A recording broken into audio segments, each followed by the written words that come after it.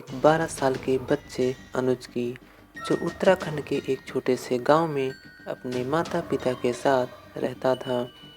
वह अपने नाना नानी से मिलने जाता है और उसके माता पिता को अर्जेंट काम होने के कारण वह उसे वहां छोड़कर वापस शहर चले जाते हैं।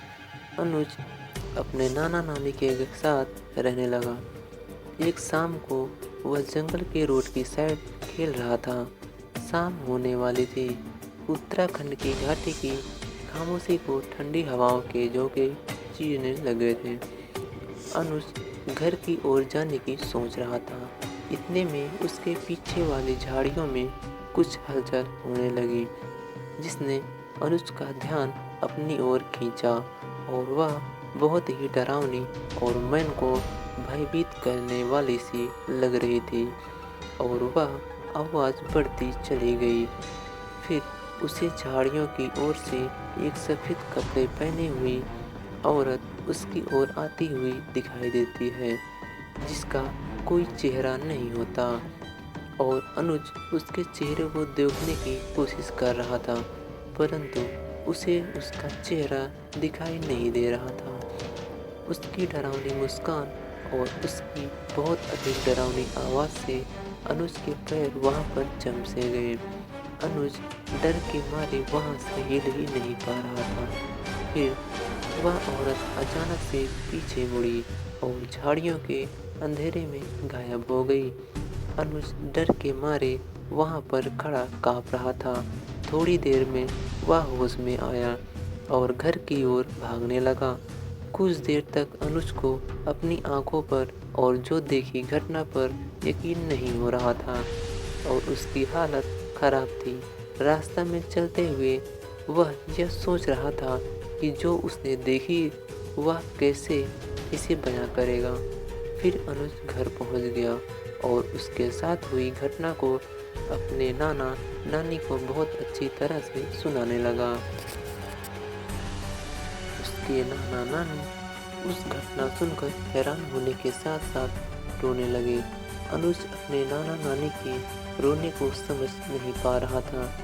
कुछ देर बाद अनुज की नानी ने अनुज को खाना खिलाया और उसके नाना बिना कुछ बताए घर से बाहर चले गए।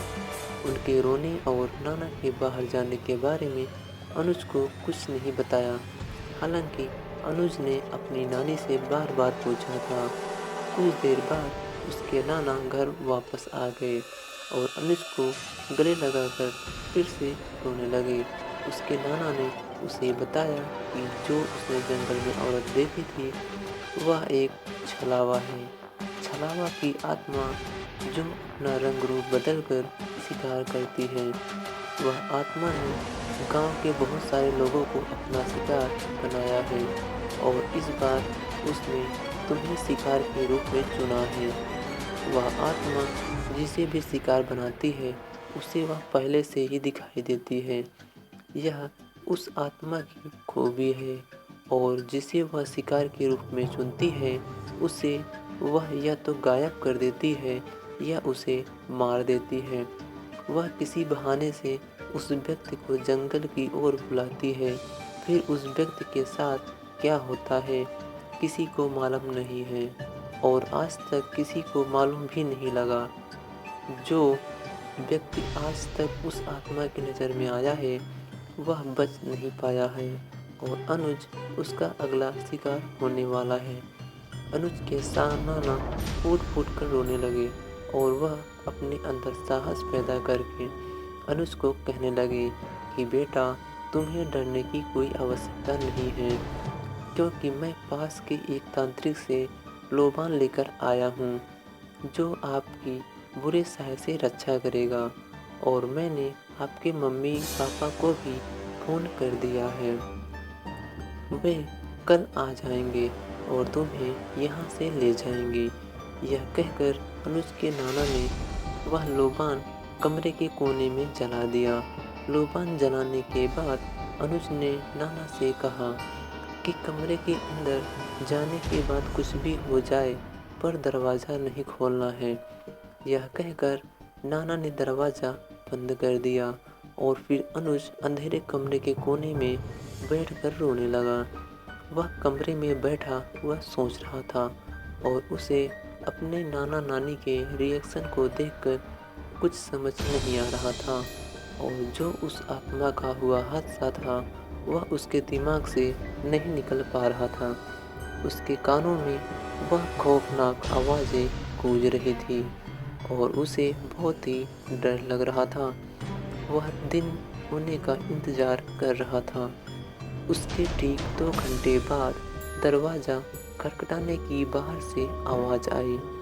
अनुज बेटा, अनुज बेटा, अब तुम बाहर आ सकते हो। अनुज बेटा, अब खतरा टल गया है, तुम बाहर आ सकते हो। अनुज बात को ध्यान से सुनने के लिए दरवाजे के पास चला जाता है। फिर उसे नाना की बताई हुई बात याद आ जाती है कि कुछ भी हो जाए परंतु गेट नहीं खोलना है। इतने में ही उसके कमरे में से बहुत गंदी बदबू आने लगती है। फिर उसने अचानक से पीछे मुड़कर देखा तो वह बदबू उसी लोबान से आ रही थी। अनुज बहुत घबरा जाता है और फिर वही गेट के बाहर से आवाज़ आती है और वह इसी डर से वहाँ पर बेहोश होकर गिर जाता है। अगले दिन अनुज के माता पिता उसे वहाँ से ले जाते हैं और अनुज के नाना नानी फिर चैन से रह पाते हैं। उन्हें ऐसा लगता है कि वे अनुज को मौत के मुंह से बचा लाए हैं। अनुज के साथ घटी हुई उस घटना के बाद लगभग 1 साल बीत जाता है। अब अनुज उस सदमे से बाहर निकल चुका है लेकिन वह फिर कभी अपने नाना नानी के पास नहीं जाना चाहता। हालांकि उसका अपने नाना नानी से गहरा लगाव है परंतु उसके घर वाले मानते हैं कि वह अभी तक पूरी तरह से ठीक नहीं है। इसलिए अनुज के पिता गांव जाकर वह लोबान लाते हैं जिसे उसके नाना अपने घर पर जलाया करते थे। अनुज के पिता इसे अपने घर में प्रतिदिन सुबह जलाते हैं। फिर एक दिन अचानक अनुज की नानी का फोन आया और उसे बताया गया कि उसके नाना की तबीयत खराब है। उसने तुरंत अपने माता पिता के साथ उनके पास जाने का निर्णय लिया लेकिन जब तक वह वहां पहुंचा तो वह साया अभी भी उसके ऊपर छाया हुआ था। एक दिन किसी बहाने से अनुज जंगल की ओर चला गया और वहीं उस आत्मा ने उसे मार डाला। इस कहानी से हमें क्या सीख मिलती है? जब हम किसी पुरानी कहानी या लोक कथा को सुनते हैं हम सोचते हैं कि यह सिर्फ कहानी होगी लेकिन कुछ कहानियाँ ऐसी होती हैं जो हमें यकीन दिलाती हैं कि कुछ चीज़ें हैं जो हमारे समझ से परे हैं।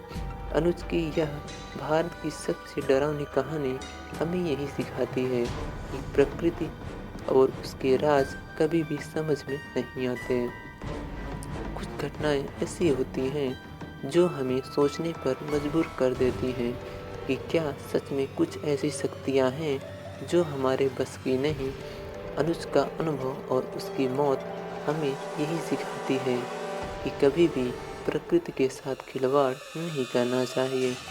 यह कहानी हमें यह बताती है कि हमारे परिवार वाले हमारे लिए कुछ भी कर सकते हैं चाहे वो उनकी जान की भी बाजी लगाना हो।